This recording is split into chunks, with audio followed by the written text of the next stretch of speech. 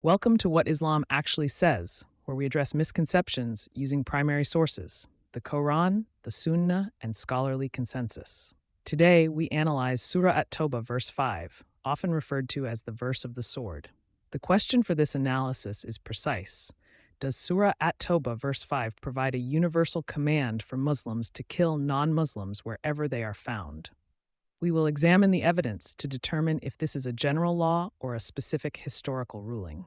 There are three common claims regarding this verse found in online discourse and radical literature. 1. That the verse commands unrestricted warfare against all non-believers. 2. That this verse abrogated, or canceled, all previous verses calling for peace. 3. That the relationship between Muslims and non-Muslims must be one of perpetual war. These claims rely on isolating the verse from its immediate context. To understand the ruling, one must read the verses immediately preceding and following verse 5. Verse 5 states, "Kill the polytheists wherever you find them." However, verse 4 explicitly excludes those who kept their treaties, except those with whom you made a treaty, and have not supported anyone against you. So fulfill their treaty to the end of their term. Surah At-Tawbah 9:4. Furthermore, verse 6 commands protection for those seeking safety. And if any one of the polytheists seeks your protection, then grant him protection so that he may hear the words of Allah. Then escort him to his place of safety. Surah At-Tawbah 9:6.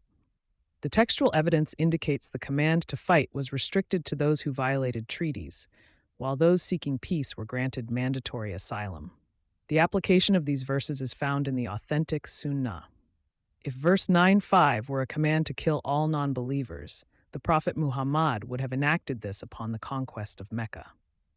Instead, historical records confirm he granted a general amnesty to the polytheists of Mecca. Additionally, in authentic narrations regarding warfare, Sahih Muslim, Book 19, Hadith 4-0, the Prophet explicitly prohibited the killing of women and children.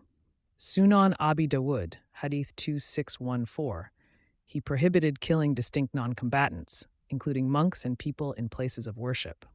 These narrations restrict military action to combatants only, contradicting the claim of unrestricted violence. Classical exegetes, Mufassirun, provide the legal interpretation of these verses.